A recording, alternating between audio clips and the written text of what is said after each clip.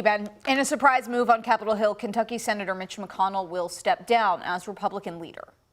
I always imagined a moment when I had total clarity and peace about the sunset of my work. That day arrived today.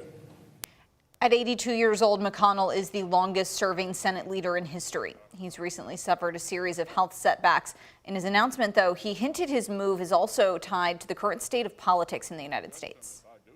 Believe me, I know the politics within my party at this particular moment in time.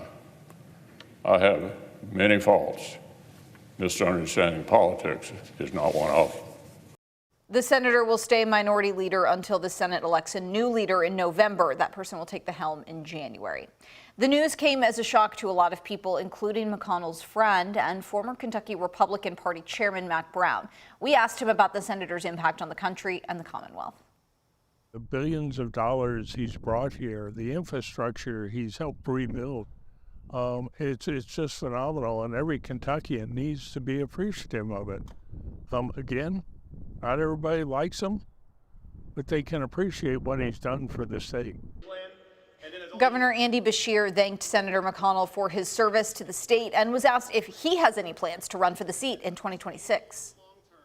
We've worked together in disaster response and freeing up federal dollars on all those things that aren't red or blue. We've had a good working relationship with his office. Will you put your name in the hat for that seat? No. No.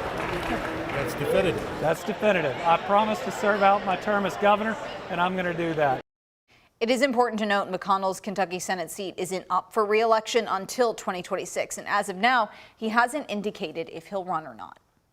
3 new witnesses came before the Metro Council during day 3 of Councilman Anthony Piagentini's ethics trial. The group included former council president and current deputy mayor David James. WHAS11's Alex Dieterer and photojournalist Addie Hill were in the council chambers last night during questioning. Former Councilman Bill Hollander briefly took the witness stand again tonight to wrap up questioning from the council court. Following him was his former colleague and now Deputy Mayor David James. James was council president back in 2022 and presided over the council meeting where Councilman Anthony Piagentini abstained from voting on an ordinance he co-sponsored. That ordinance allocated $40 million in federal dollars to the same group he accepted a job from within the same month. Did he tell you that he was taking on a $240,000 consulting contract? No, ma'am. Would this have been important information for you and the council to know? Yes, ma'am. Why? Well, that it could have been a conflict of interest. James was questioned at length about the correct way to abstain from a vote at the time he was council president. He said council members could abstain on the floor at the council meeting or send an email to the council clerk. James went on to say that during the 13 years he was on Metro Council, if he had a conflict of interest, he stayed out of all discussions on the topic. If I had a conflict or a perceived conflict, if I felt that someone may think that it's a conflict, I would not talk about it at any point in time. He did say that it was usual practice for council members to give reasoning to an abstention that's more detailed than just conflict of interest. Alex Dieterer, WHAS11, on your side.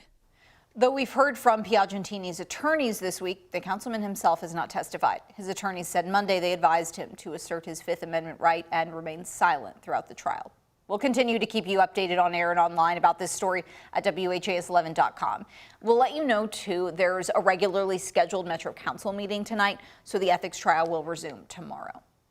A bill that could drastically change labor laws in Kentucky is advancing. House Bill 500 would take away certain requirements for employees like mandatory lunch breaks.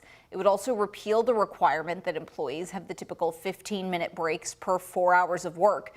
And one of the biggest changes for workers who travel, it could take away the mandatory minimum wage for time spent traveling between jobs. Representative Philip Pratt of Scott County, small business owner, is sponsoring the bill. Your time starts when you hit that door. Your time starts when HVAC, when you hit the door. If you drive to job, you still get paid. It just basically said you're not going to get paid to drive back and forth to work using a company vehicle. Senator Pratt said the labor requirements Kentucky has on the books right now go beyond the federal laws in place. The bill passed out of committee and now heads to the full House. Broadway enthusiasts, get ready for a new year of shows at the Kentucky Center. PNC Broadway in Louisville is set to announce the performances for its 2024-2025 season today. We already know this year's lineup includes 7 new shows. The current season has had hits like Wicked and Frozen and Tina Turner the Musical. Shows like Beetlejuice, Clue, and Six are all still to come this season. We will reveal the new lineup tonight on WHAS11 News at 5.